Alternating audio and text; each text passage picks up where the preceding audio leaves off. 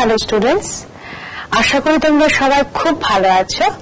আজকে আমি ষষ্ঠ শ্রেণীর তোমাদের যে সমাজ ও রাজনৈতিক জীবন এই যে বইটা, এই বইয়ের চতুর্থ অধ্যায়ে আমাদের কি আছে, গণতান্ত্রিক সরকারের অপরিহার্য উপাদান সমূহ, তা নিয়ে আজকে আমরা আলোচনা করব। তোমরা একটু মন দিয়ে আজকের এই পাঠটা একটু শুনবে।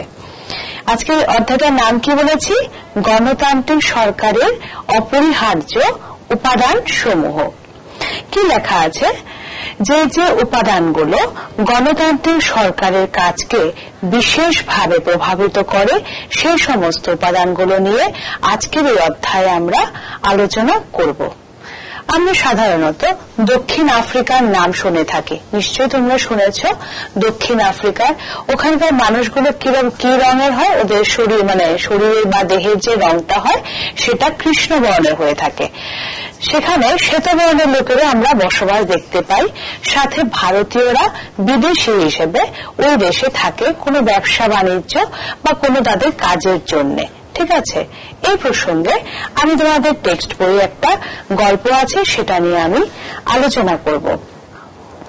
দক্ষিণ আফ্রিকার জোহেন্সবার্গ শহরে মায়া নাইডু নামক 11 বছরের একটা বালিকা তার মাকে পুরনো বাক্সগুলো পরিষ্কার করার জন্য সাহায্য করছিল। কাজ করতে করতে সে হঠাৎ একটা পুরনো এবং ছেঁড়া বই পায়, যার মধ্যে অনেকগুলি ছবি এবং পুরানো সংবাদপত্রের বিভিন্ন রচনাবলী ছিল।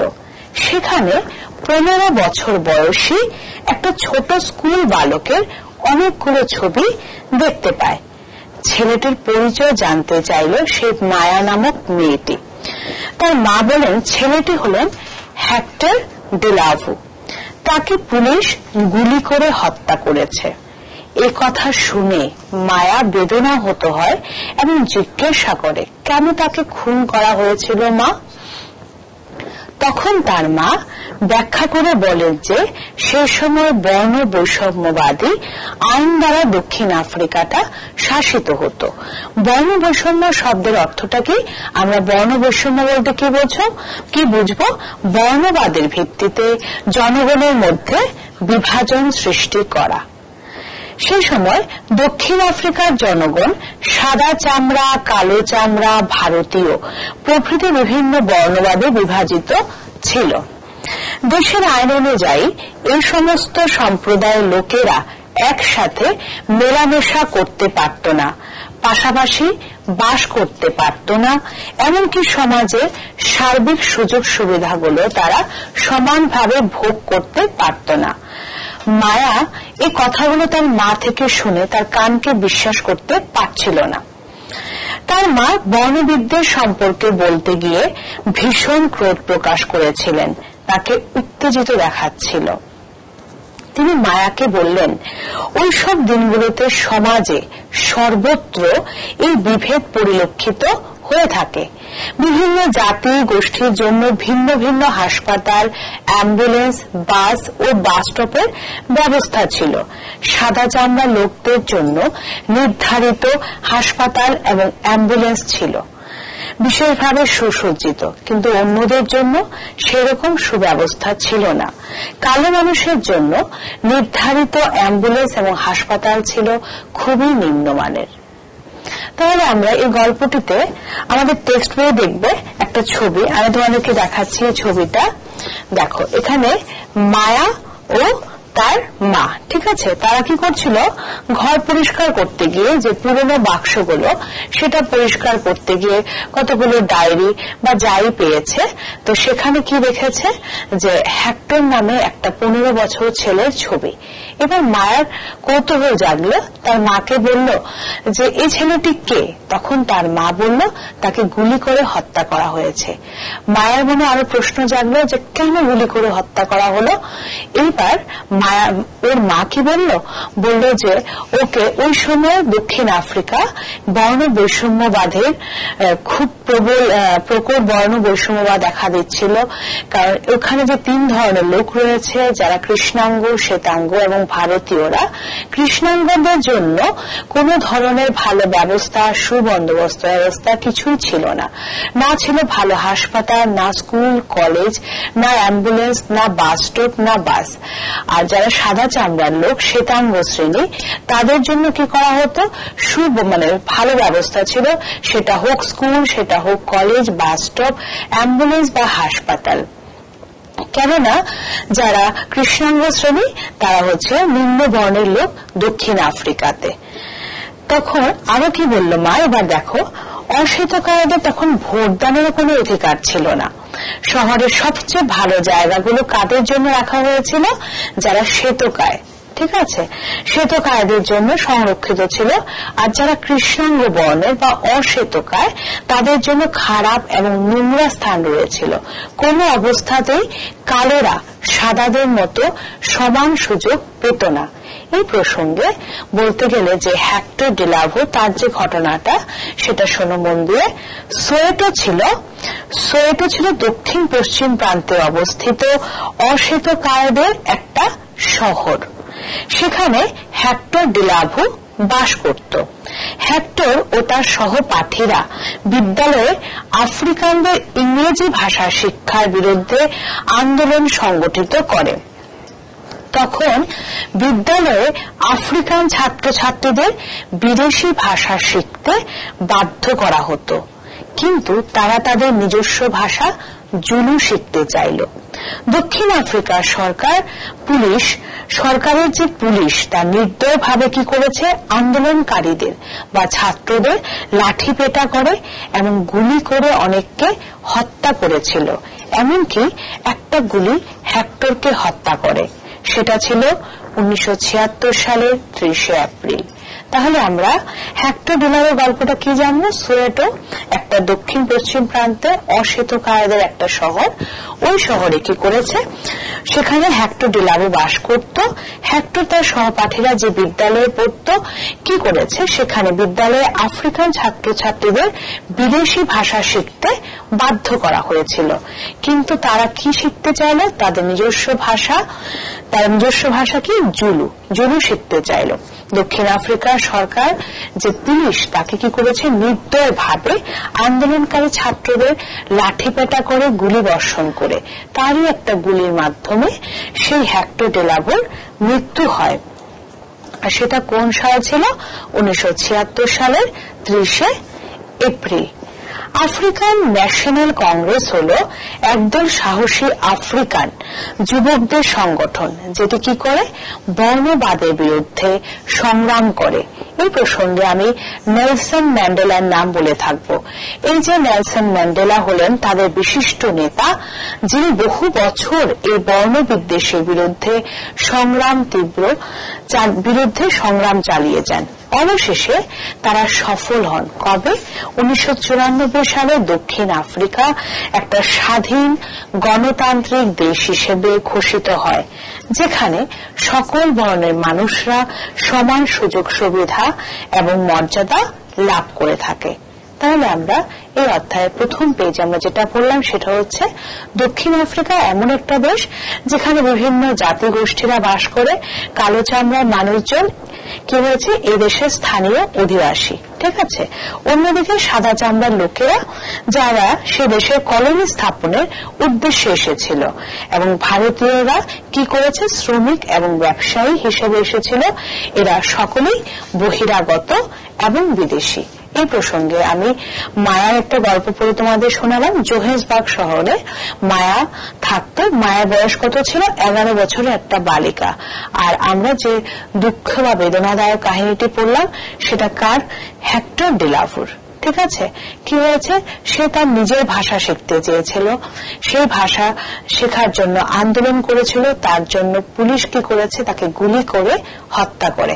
অবশেষে সে দক্ষিণ আফ্রিকায় কবে সেই স্বাধীনতা এবং সাম্য প্রতিষ্ঠিত হয়, সেটা হচ্ছে 1994 সালে।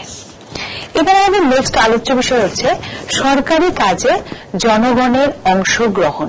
ঠিক আছে, কেন আমাদের দেশে নিয়মিত নির্বাচিত হয়? আমরা জানি প্রতি 5 বছর অন্তর অন্তর সরকারের পরিবর্তন হয়। আমরা কি করি? সেই জনগণ ভোটের মাধ্যমে আমাদের সরকারকে গঠন করে থাকি। ভোটের মাধ্যমে কি করে? জনগণ তার প্রতিনিধিকে নির্বাচন করে এবং প্রতিনিধিরাই কি করে? জনগণের পক্ষে জনগণের জন্য সিদ্ধান্ত নিয়ে থাকে। কোন সিদ্ধান্ত গ্রহণের সময় তারা অবশ্যই জনগণের আকাঙ্ক্ষা এবং স্বার্থের কথা মনে রেখে কাজ করে। সকল সরকার কি হয়? নির্দিষ্ট সময়ের জন্য নির্বাচিত হয়ে থাকে। ভারতবর্ষের প্রতিনিধিরা নির্বাচিত হয় 5 বছরের জন্য, যেটা আমি বললাম তোমাদের। একবার নির্বাচিত হলে সরকার শুধু সেই সময়কালের জন্যই ক্ষমতায় থাকতে পারে। তারা যদি আরো ক্ষমতায় থাকতে চায় তবে তাদেরকে জনগণ কর্তৃক কি করতে হবে? পুনঃনির্বাচিত হতে হবে। নেক্সট আমাদের আলোচ্য বিষয় হচ্ছে সরকারি কাজে অংশগ্রহণের জন্য গণতান্ত্রিক পথ। সাধারণত 5 বছরে একবার নির্বাচন হয়। নির্বাচন ছাড়াও জনগণ কি করে? অন্য পদ্ধতিতে সরকারি কাজে অংশগ্রহণ করতে পারে। কিভাবে? সরকারের দৈনন্দিন কাজে জড়িত থেকে কিংবা প্রয়োজনে সরকারের যে সমালোচনা করে জনগণ তাদের গণতান্ত্রিক অধিকার প্রয়োগ করতে পারে। সে সমালোচনাটা মানে কি? যখন আমরা দেখব যে সরকার আমাদের জনস্বার্থে কোনো কাজ করছে না বা আমাদের স্বার্থবিরোধী কাজ বা আমাদের যে দাবি দেওয়া এবং অধিকারগুলো পূরণ হচ্ছে না, তখন আমরা কি করি? সেই সরকারকে আমরা জানাই আমাদের দাবি এবং অধিকারগুলো, সেগুলো আমরা ব্যক্ত করে থাকি। আর সেই যে আমরা ব্যক্ত করি সেটা সংবাদপত্র দেখিয়ে আমরা, রেডিও টেলিভিশন মাধ্যমে আমরা দেখে থাকি। এভাবে আমরা সরকারের পাশে থাকতে পারি। আরেকটা কি করে থাকি? আমরা কি করি? সবাই ভোট দান করি। ভোট দান করে আমরা সরকার নির্বাচন করে থাকি। দেখো, যেমন 2005 সালে আগস্ট মাসে সরকার বিদ্যুতের দাম বৃদ্ধি করলে জনগণের মনে কি হয়? তীব্রভাবে তারা কি হয়? আপত্তি জানায়।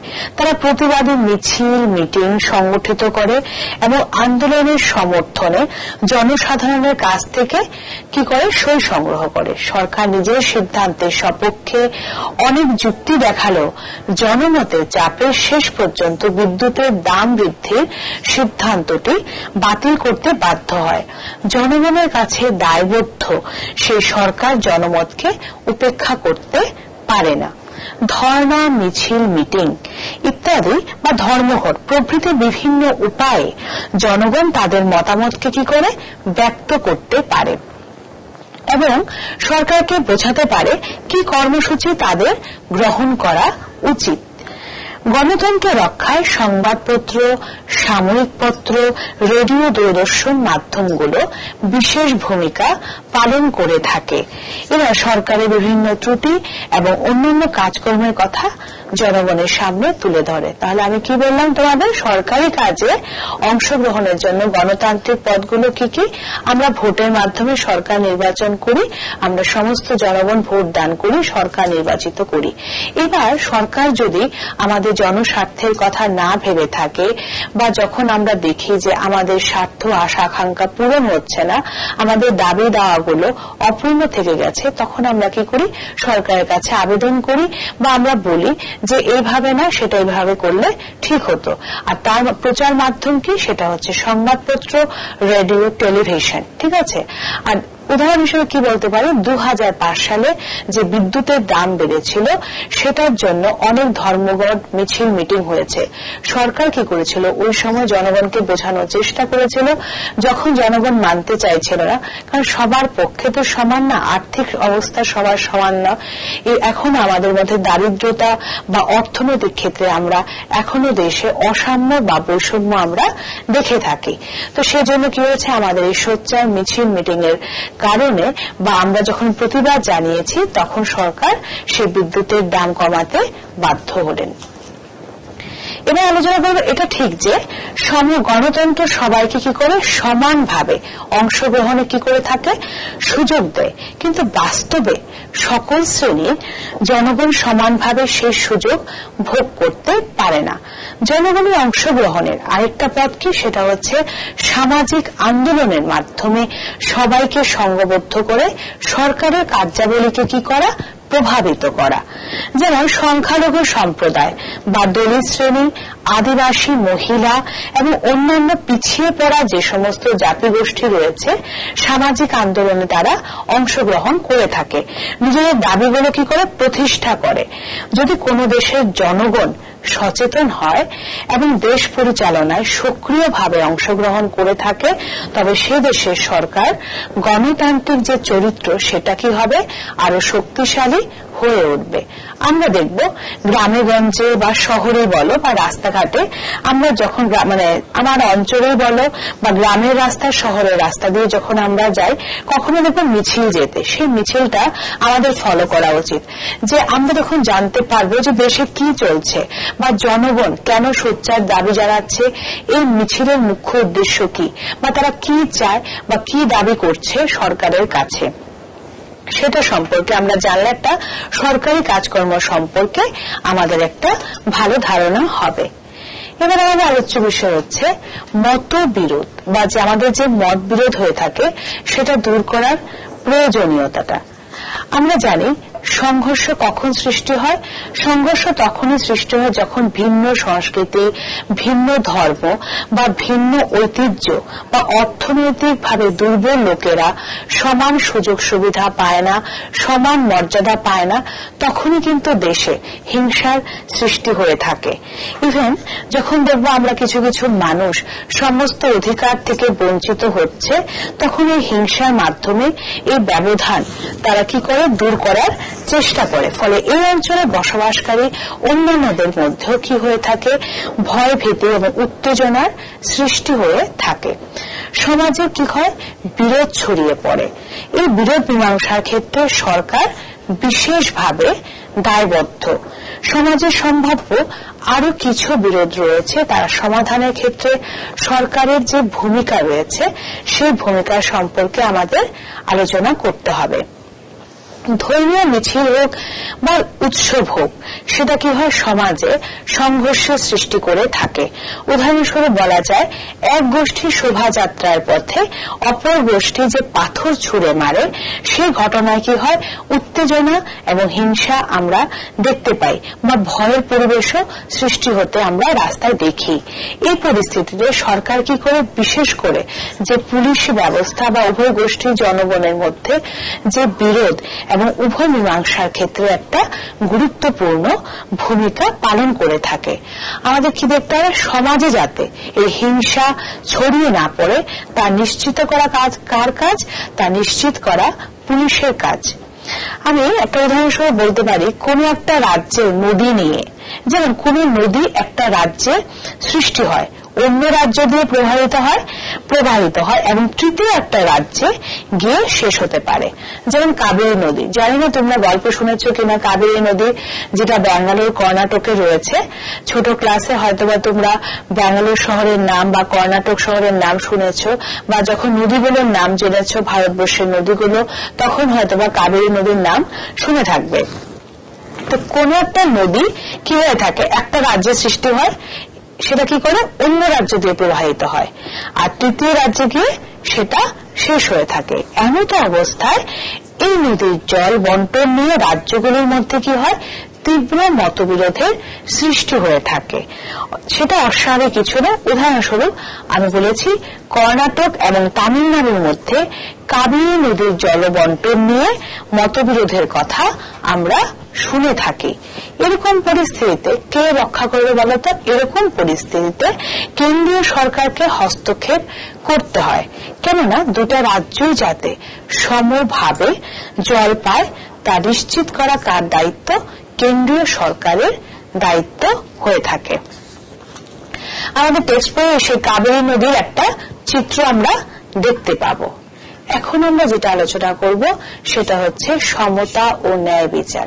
সমতা মানে কি? প্রত্যেক নাগরিক সমান জাতি, ধর্ম, বর্ণ, স্ত্রী পুরুষ নির্বিশেষে সবাই সমান অধিকার এবং সমান সুযোগ যাতে আমরা লাভ করতে পারি সেটা। আর ন্যায় বিচার, ন্যায় অন্যায়ের বিচার কে করবে? আমাদের যে আদালত রয়েছে, পুলিশ রয়েছে, তারা ন্যায় বিচার বা একটা নাগরিক, একজন দেশের নাগরিক তার যাতে সুষ্ঠু বিচার পেয়ে থাকে যখন তার দাবি দাওয়া পূরণ হয় না বা তার উপর কোনো ধরনের অত্যাচার হয়ে থাকে বা কোনো ধরনের বেআইনি কাজ যে করবে তাকে সে উপযুক্ত শাস্তি দেওয়া, সমস্ত কিছুর দায়িত্ব রয়েছে সরকারের উপর। দেশের নাগরিকদের মধ্যে আমরা সেই সমতা এবং ন্যায় বিচার যে প্রতিষ্ঠা করা, সেটা গণতান্ত্রিক সরকারের কি অন্যতম কর্তব্য। সমতা ও ন্যায় বিচার অভিন্ন।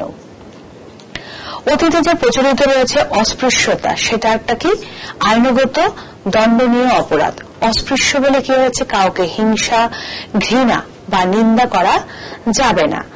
সেই সময় জাতপাতের কারণে সমাজে বিভিন্ন শ্রেণীর যে লোকেরা রয়েছে তার শিক্ষা, স্বাস্থ্য, পরিবহন, এমনকি ধর্মীয় স্থানে একসাথে প্রার্থনা করার অধিকার থেকে তারা কি ছিল? বঞ্চিত ছিল। ডক্টর আম্বেদকর এই প্রসঙ্গে অগ্রণী ভূমিকা পালন করেছিলেন। তাদের মতে সমাজে সকল ব্যক্তিকে কি করতে হবে? সমদৃষ্টিতে দেখতে হবে, তখনই ন্যায় বিচার প্রতিষ্ঠিত হবে। কি বলা হয়েছে? সমাজে সকল ব্যক্তিকে সমদৃষ্টিতে কি করতে হবে? দেখতে হবে, তখন কি হবে? ন্যায় বিচার প্রতিষ্ঠিত হবে। যেমন আমরা দেখতে পাই সমাজে কন্যা সন্তানের তুলনায় পুত্র সন্তানের প্রতি অধিক গুরুত্ব এবং যত্ন নেয়। এটা যত্ন নেওয়ার প্রবণতা, সেটা আগের সমাজে ছিল বা এখনো হয়তো বা কোনো কোনো জায়গায় আছে। যখন কোনো ঘরে কন্যা সন্তান জন্ম নেয় তার প্রতি যতটা অবহেলা বা তাকে যতটা যত্ন করা হয় না, পুত্র সন্তানের প্রতি মা বাবারা কি করে? অধিক আগ্রহী থাকে, অধিক যত্নবান হয়ে থাকে। কেননা এই পুত্র সন্তানকে তারা ভাবে শিক্ষায় শিক্ষিত করলে ভালো একটা চাকরি পাবে, তাদের বুড়ো বয়সে সাহারা হবে বা সেই জীবনে মা বাবাকে আর্থিকভাবে সাহায্য করবে বা দেখে রাখবে। আর মেয়েদেরকে তারা কিভাবে বেশি পড়াশোনা করিয়ে কি হবে? ওরা তো একটা সময়ের পর ওরা চলে যাবে, শ্বশুর বাড়িতে ওদের চলে যাবে, ওদের পড়াশোনার কোনো দরকার নেই বা ওদের পেছনে এত টাকা পয়সা খরচা করে কি হবে? ইন ফিউচারে মা বাবাকে দেখবে না বা সেই টাকা পয়সা দিয়ে সাহায্য করবে না। সেটা ছিল। এখনো কোনো কোনো সমাজে আমরা বা কোনো কোনো শহরে বলতে পারে, কোনো কোনো জায়গায় বা অনেক বাড়ি ঘরে এরকম মানসিকতা আমরা দেখতে পাই। আগের সমাজে সেটা বেশি ছিল। যখন ইংরেজরা শিক্ষা ব্যবস্থা প্রবর্তন করেছিল ভারতবর্ষে, তারা চেয়েছিল ভারতীয়রা ইংরেজি শিক্ষায় শিক্ষিত হোক। তাদের অফিসিয়াল কাজের জন্য তারা কাকে ধরেছে? পুরুষ। তখনকার সমাজটা ছিল পুরুষতান্ত্রিক। পুরুষদের লেখাপড়ার জন্য বা পুরুষরা যাতে স্কুল কলেজে যেতে পারে, রাজনীতিতে অংশগ্রহণ করতে পারে, সেই সুযোগ সুবিধা ছিল। আর মেয়েদের ছিল কি? পর্দা প্রথা। ঠিক আছে, তারা ঘুমটার আড়ালে থাকতো, তারা শুধু বাড়ি ঘরে গৃহস্থালীর কাজ করত, ঘর বাড়ির বাইরে ওরা বেরোতে পারত না। আরেকটা কি ছিল? সতীদাহ প্রথা। তখনকার সময় বাচ্চা বাচ্চা মেয়েদের, অল্প বয়সে মেয়েদেরকে কি করা হতো? বুড়ো বা 80 বছরের একজন বয়স্ক লোক বা 13 বছরের একটা মেয়ের সাথে বিয়ে দেওয়া হতো। তারপর কি হতো? লোকটা কিছুদিন পর যখন অসুস্থতার কারণে মারা যেত, সেই মেয়েটাকে ওই ভদ্রলোকের চিতাতে পুড়তে হতো। তো তখনকার সমাজ কিরকম ঘৃণ্য ছিল যে ওই সময় মেয়েদের বা নারীদের কোনো অধিকার ছিল না।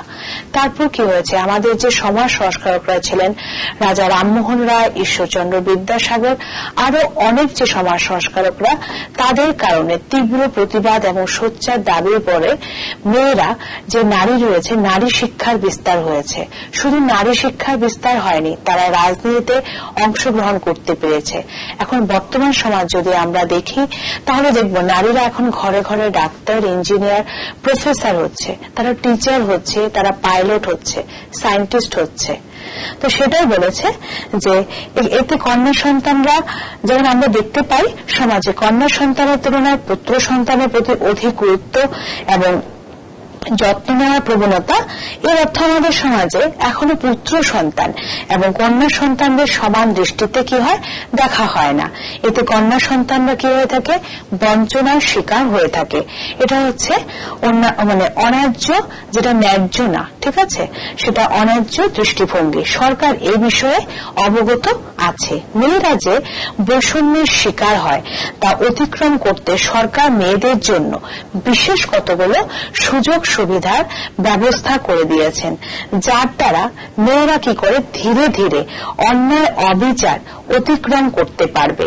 এটা সম্ভব করার জন্য সরকারি স্কুল কলেজগুলোতে মেয়েদের জন্য নির্দিষ্ট ফি একেবারে মুকুব করতে হবে বা কমিয়ে দিতে হবে। তাদের জন্য বিশেষ স্টাইপেন্ডের ব্যবস্থা করতে হবে। তো সরকার নারীদের জন্য কি করেছে, একটা বিশেষ ব্যবস্থা করে নিয়েছে, বা নারীদের উপর যদি কোনো অত্যাচার হয়ে থাকে, নারীরা যাতে সে আদালতে গিয়ে দাঁড়াতে পারে, সেই ব্যবস্থাও সরকার করে দিয়েছে। আগের সমাজে কি ছিল, অন্যায্য দাবি ছিল, যেটা এখনকার সমাজে যে নারীদের প্রতি যে সম্মান বা মর্যাদা প্রদর্শন করা হয় সেটাই ছিল ন্যায্য।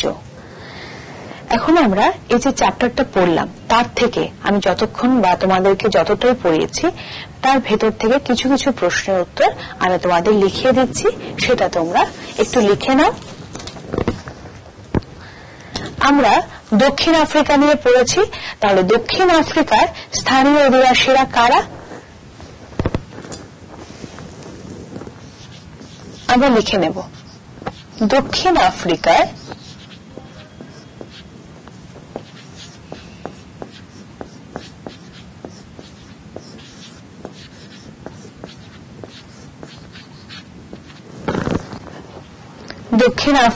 স্থানীয় অধিবাসী হল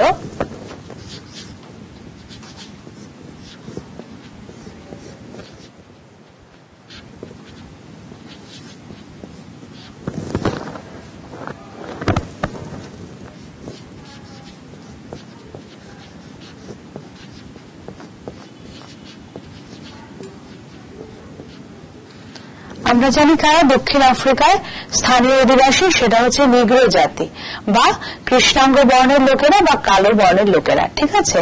আমরা লিখে ফেলি নিগ্রো জাতি।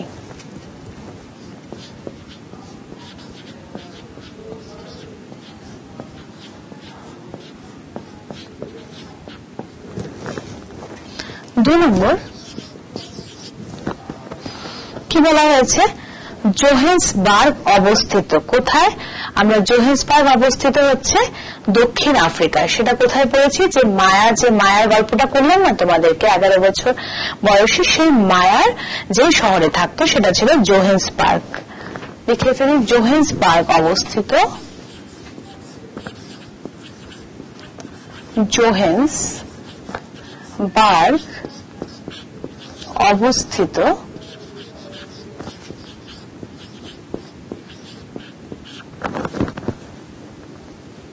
দক্ষিণ আফ্রিকায়।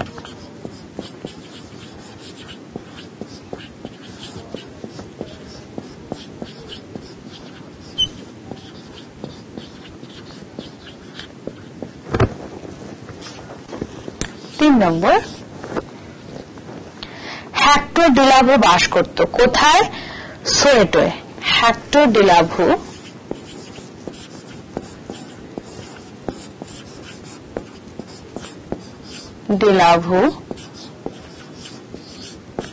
বাস করত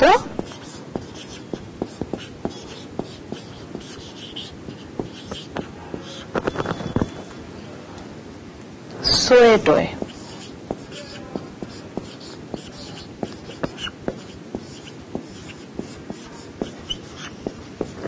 ঠিক আছে, এবার 4 নম্বর প্রশ্ন, বর্ণ বৈষম্য প্রচলিত ছিল। কোথায়? আমরা জানি দক্ষিণ আফ্রিকায়। লিখে ফেলব বর্ণ বৈষম্য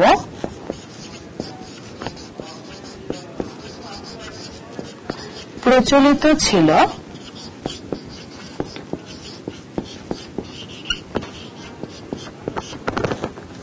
দক্ষিণ আফ্রিকায়।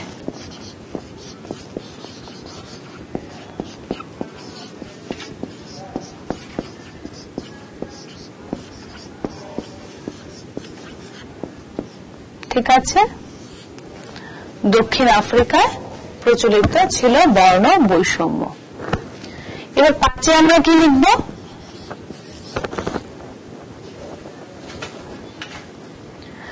দক্ষিণ আফ্রিকার ছাত্র ছাত্রীদের নিজস্ব ভাষা কি ছিল? দক্ষিণ আফ্রিকার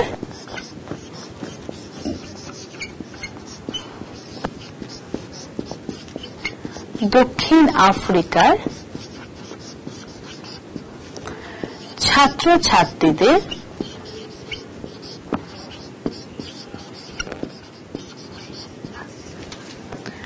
নিজস্ব ভাষা ছিল কি বলতে পারো তোমরা? আমি একটু আগে পড়িয়েছি তোমাদের, নিজস্ব ভাষা ছিল জুলু। নিজস্ব ভাষা ছিল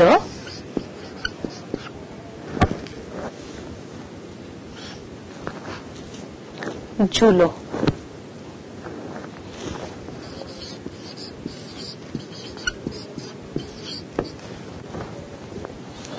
এবার দেখো আমি কি লিখেছি, প্রথম প্রশ্নটা লিখেছি দক্ষিণ আফ্রিকায় স্থানীয় অধিবাসী কারা। ঠিক আছে, দক্ষিণ আফ্রিকার স্থানীয় অধিবাসী হচ্ছে নিগ্রো জাতি।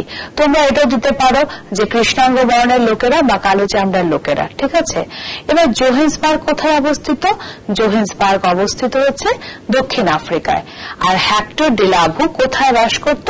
হেক্টর ডিলাভু বাস করত সোয়েটোয়।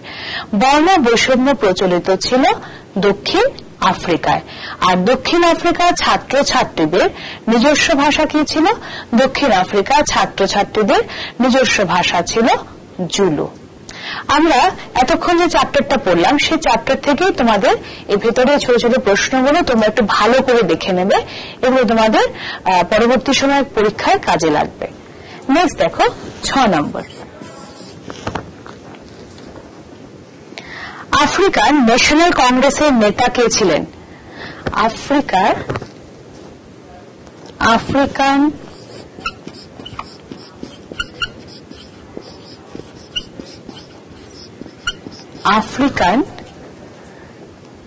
ন্যাশনাল কংগ্রেসের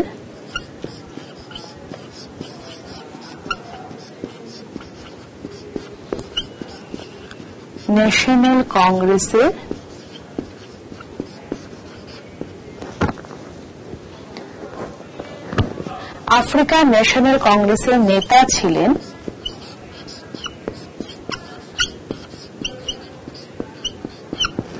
কি লিখবো আনসার? আমরা কি পড়েছিলাম? Nelson Mandela. আমরা নাম শুনেছিলাম নেলসন ম্যান্ডেলা। আফ্রিকান ন্যাশনাল কংগ্রেসের নেতা হচ্ছেন নেলসন ম্যান্ডেলা। লিখে ফেলি নেলসন ম্যান্ডেলা।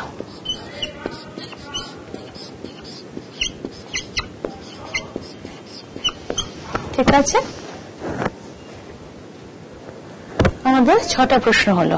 এবার দেখো লিখছি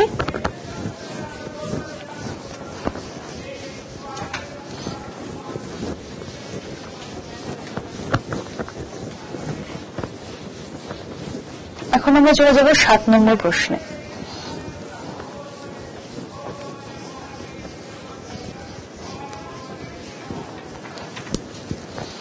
7 নম্বর প্রশ্নটা কি হবে? দক্ষিণ আফ্রিকা স্বাধীন হয় কবে? দক্ষিণ আফ্রিকা স্বাধীন হয়ে থাকে 1994 খ্রিস্টাব্দে। দক্ষিণ আফ্রিকা 7 নম্বর। দক্ষিণ আফ্রিকা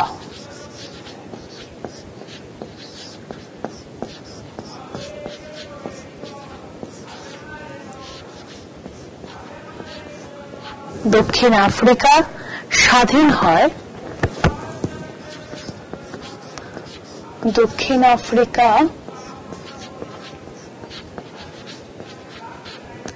স্বাধীন হয় কবে?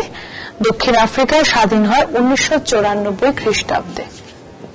1994 খ্রিস্টাব্দে।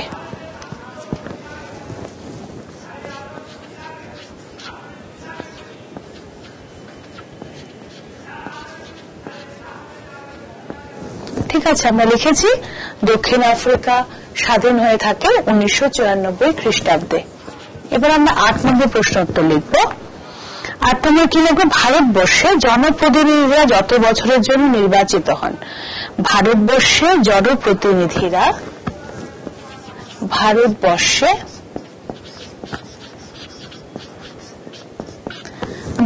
কি বলেছি, জনপ্রতিনিধিরা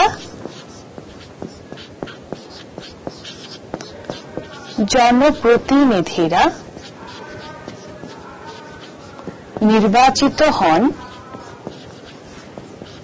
কত বছরের জন্য, 5 বছরের জন্য। আমি বলেছিলাম 5 বছর পর পর সরকারের পরিবর্তন হয়ে থাকে। আবারও যদি ভাবে এই সরকার আবার 5 বছর রাজত্ব করবেন, তাহলে আবার ভোটদান আমরা জনগণ করে থাকি, আবার নির্বাচিত হতে হয়। তাহলে ভারতবর্ষে জনপ্রতিনিধিরা নির্বাচিত হন 5 বছরের জন্য। 5 বছরের জন্য।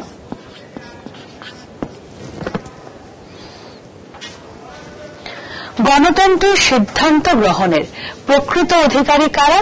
আমরা কি বলবো, গণতন্ত্রের সিদ্ধান্ত গ্রহণের প্রকৃত অধিকারী ওরা হচ্ছে জনগণ। গণতন্ত্রে 9 নম্বর প্রশ্ন, গণতন্ত্রে সিদ্ধান্ত গ্রহণের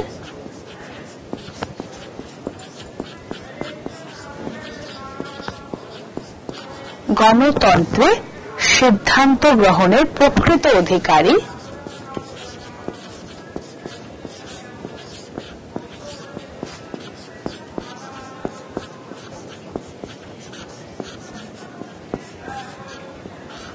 গণতন্ত্রের সিদ্ধান্ত গ্রহণের প্রকৃত অধিকারী হচ্ছেন জনগণ।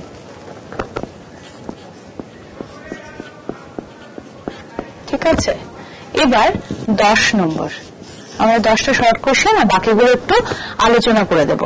10 নম্বরে কি, জনগণের গণতন্ত্র রক্ষার মাধ্যম কি? জনগণের গণতন্ত্র রক্ষার মাধ্যম, জনগণের গণতন্ত্র রক্ষার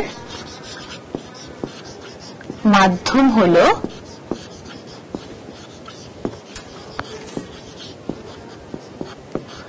আমরা জানি রক্ষার মাধ্যমগুলো কি কি, সেটা হতে পারে রেডিও, টেলিভিশন বা সংবাদপত্র। আমরা লিখে নেব সংবাদপত্র,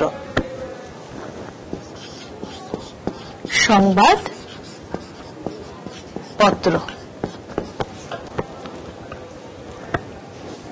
এবার তাহলে আমরা কি লিখলাম, দক্ষিণ আফ্রিকা স্বাধীন হয়ে থাকে 1994 খ্রিস্টাব্দে। ভারতবর্ষের জনপ্রতিনিধিরা নির্বাচিত হন 5 বছরের জন্য। আর গণতন্ত্রের সিদ্ধান্ত গ্রহণের প্রকৃত অধিকারী কারা? তারা হচ্ছেন জনগণ। আর জনগণের গণতন্ত্র রক্ষার মাধ্যম হল সংবাদপত্র।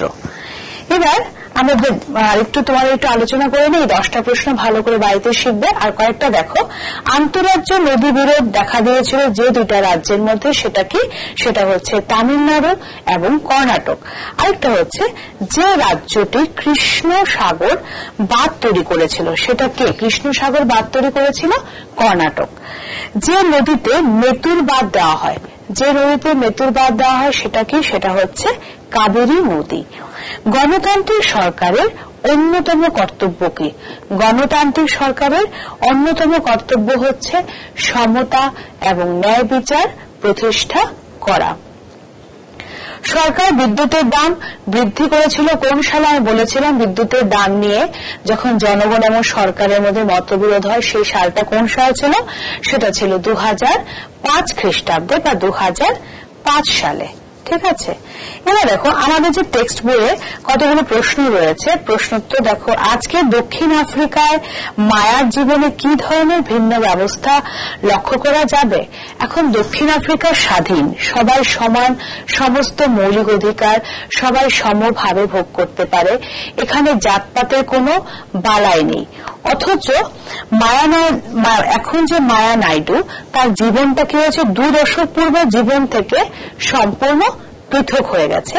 সে বর্তমানে অন্যান্য গণতান্ত্রিক রাষ্ট্রের মানুষজনের মতো কি করে সমস্ত মৌলিক অধিকারটা ভোগ করতে পারে। আর এই বর্তমানে দক্ষিণ আফ্রিকার যে নাগরিকরা, তারা কি করছে? স্বাধীনতা ভোগ করছে। এবার আমাদের দেখো টেক্সট বইয়ে আরেকটা প্রশ্ন রয়েছে, কি কি উপায়ে জনগণ সরকার পরিচালনায় অংশগ্রহণ করতে পারে?